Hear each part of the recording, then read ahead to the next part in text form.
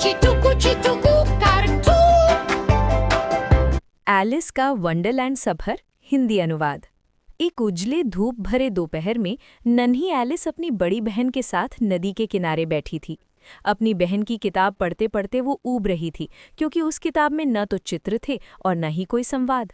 अचानक एलिस की नज़र एक सफ़ेद खरगोश पर पड़ी, जो आश्चर्यजनक रूप से कोट पहने हुए था और हाथ में एक पॉकेट वॉच पकड़े बड़बड़ा रहा था कि वो देर हो रहा है।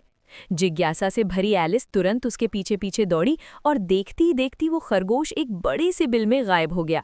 बिना सोचे समझे एलिस भी उस बिल में घुस गई, जहां वो एक बेहद लंबी और अजीब सुरंग में नीचे की ओर गिरने लगी।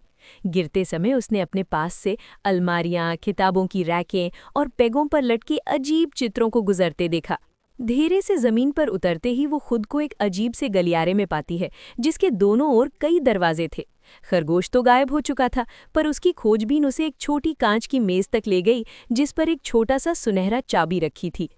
उसे जल्दी ही पता चला कि वो चाबी एक छोटे से दरवाजे को खोलती है, जिसके पीछे एक सुंदर बगीचा था, लेकिन वो खुद उस दरवाजे से जाने के लिए बहुत बड़ी थी।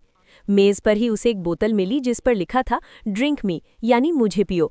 वो झिझकी, पर उसकी खुशबू मनमोहक थी और लेबल मानो उसे ही संबोधित कर रहा था, इसलिए उसने पी लिया। जैसे ही उसने एक घूंट लिया, वो सिकुड़ने लगी, इतनी छोटी कि अब दरवाजे से आसानी से निकल जाए। लेकिन तभी उसे एहसास हुआ कि वो चाबी तो मेज पर ही रह गई है, जो अब उसकी पहुंच से बहुत दूर थी। तभी उसकी नज़र मेज के नीचे रखे एक डिब्बे पर पड़ी, जिसमें एक केक था, जिस पर लिखा था ईट मी, यानी मुझे खाओ। उसने जैसे ही केक का एक टुकड़ा खाया, वो बहुत बड़ी हो गई, इतनी कि कमरा भर गया।